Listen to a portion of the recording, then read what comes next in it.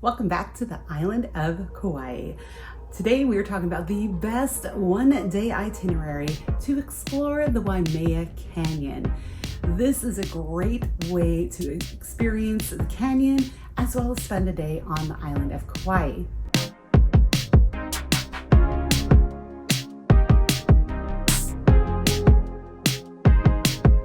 As a must visit on the island of Kauai, Waimea Canyon offers sweeping views for the Grand Canyon of the Pacific.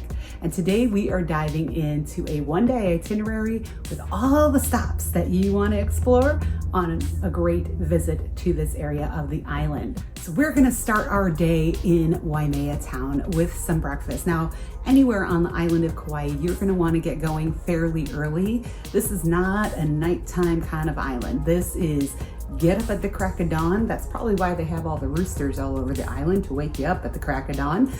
But this is an island that you have to get up early because everything is dependent on daylight. And the sun typically sets somewhere around that 6 to 7 p.m. time frame. So you really got to hit it early if you want to make the most out of your day. We start in Waimea town with some breakfast. Now I recommend Coconut Corner. It's got great smoothies and fresh breakfasts for you to enjoy, but there's a whole lot right there in Waimea town for you to explore. The Shrimp Shack isn't always open super early and it's not open every day. So definitely plan out your itinerary for the days that these things are open. I'm going to put some links down in the description so you can check out and help plan your day and what day that you want to explore this area.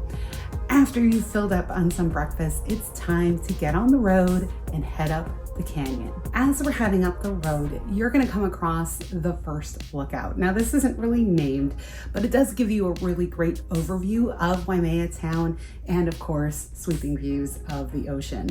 So take a moment, stop there. It comes along pretty quickly along the trail, like right after you enter Waimea Canyon State Park. So as soon as you get in, you'll see people pulled off to the side. Stop there, take some pictures. It's a great just first stop to get some perspective of where you're headed. All right, now as we continue on, the first kind of major site you're gonna come to is the Red Dirt Waterfall. Now, some people expect there to be this big, glamorous waterfall. It's really not that big, it's really not that glamorous, but it's beautiful. The red dirt and the contrast against the blue sky and then this little waterfall coming down, it's an amazing spot. We were there when a photo shoot was going on with a bride and groom, and wow, what a beautiful place to take some wedding photos. If you're going there on a honeymoon, bring along a beautiful dress and take some photos there, because let me tell you, it was striking. But it is crowded, so you're gonna park right along the road. There's plenty of parking all the way up and down the road. Just use caution and be respectful of others. There's lots of people there. You might have to be patient for your chance to take some photos, but eventually the crowd does leave because it's not something that you're spending 20 minutes at. You may only spend 10-15 minutes just taking some photos and taking in the incredible beauty and unique scenery of the red dirt. All right, as you continue on the road, you're gonna come across a million different options for hiking trails. That is one thing that's really cool about Waimea Canyon. You can hike as much or as little as you wish, depending on how much time you want to spend overall in the park. Now, we had some targets we wanted to reach and wanted to get to certain spots before it got too late in the day. So for us, we really didn't do too much hiking. We did a little bit, but not too much.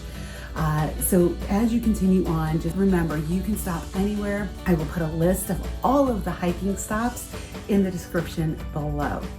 Now, your first major lookout is the Waimea Canyon Lookout. This offers incredible sweeping views of the canyon. Now you will follow the crowds. There's a huge parking lot there, so there will be a lot of people there. Now this is where you need to pay for your parking and your entrance, as it is the first stop along the way. There is a key box there that you just go up to the ticket box. You put in your license plate number and you pay for your car as well as your per person fee. I think in total that was $20. It was $10 for the car and $5 for my husband and I. So it's not a huge expense, but you do need to display that little ticket in your car, and then this takes care of your parking at all of the other stops throughout the park. So it's a really reasonable fee to enter, but you can do that right at the key box. It does take credit cards, so you don't have to worry about carrying cash. And then you're probably gonna spend a good 15-20 minutes here at this stop, just taking in the breathtaking beauty of this canyon. All right, so now we're gonna head on a little bit further down the trail and we're gonna come along the Pu'u Waterfall Lookout. Now this area is the best place to see the waterfall. And when I say the waterfall, you'll know what I mean. It's the big waterfall. I don't even know how many feet drop it is, but it is amazing to see. And on a clear day, oh, it's just so beautiful. It is kind of cool that you do see the helicopter tours flying through from this spot, as well as they're getting their close-up views of the waterfall. But this is a great spot to just maybe stop, maybe even take some lunch, as it's probably gonna be around 11:30, 12 at this time. So you can take a break and enjoy the viewpoints here at the waterfall before you continue on to the next stop. All right, the next stop is gonna be the Pu'u Hinahina viewpoint. This little viewpoint is a beautiful spot to just stop off and take some pictures. You're getting the picture here, right? Waimea Canyon has a lot of lookout points and a lot of areas that are just stunning for you to stop by and take some photos. You don't wanna miss these. They're all incredible. Once you carry on after that viewpoint, you're gonna hit the canyon trail. Now this is another opportunity for you to take a little hike. Again, you can go all the way to the canyon trail, or you can maybe just take a little bit.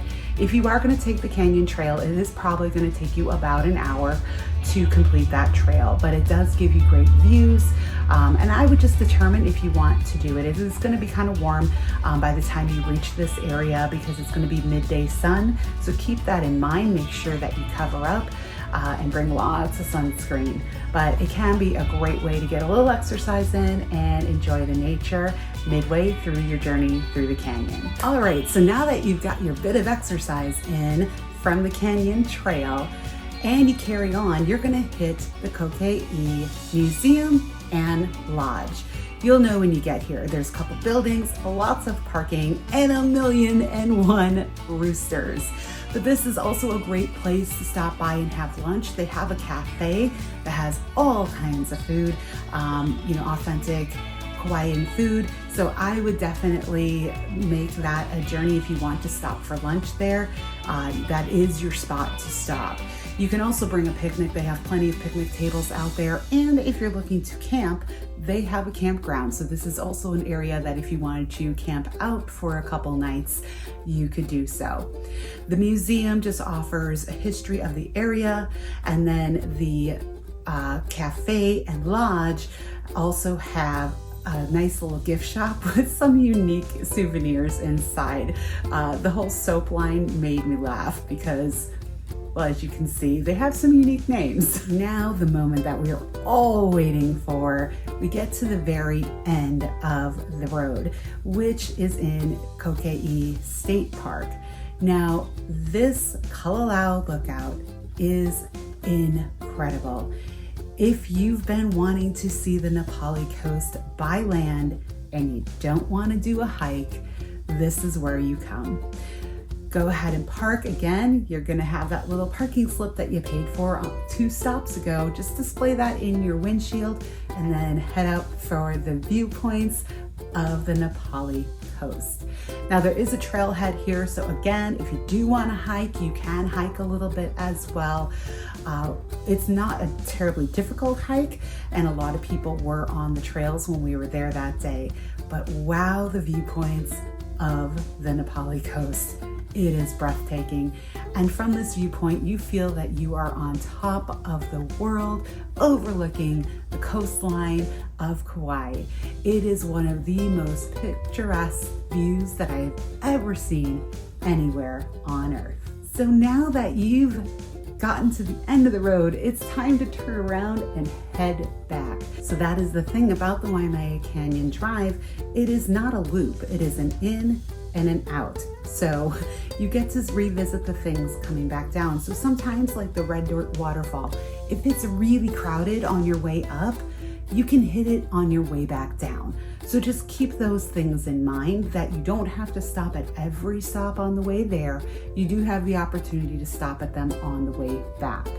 For us, we wanted to get down and out of the park, so we stopped every single stop on the way up and then just drove straight down.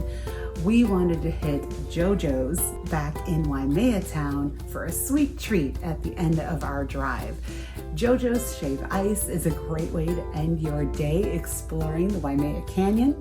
And if you can, you might be able to hit those afternoon spots like the Shrimp Station and others in order to have a great lunch or a great dinner, early dinner back in Waimea Town before you head back to your accommodation. That is a one-day itinerary that I recommend for Waimea Canyon.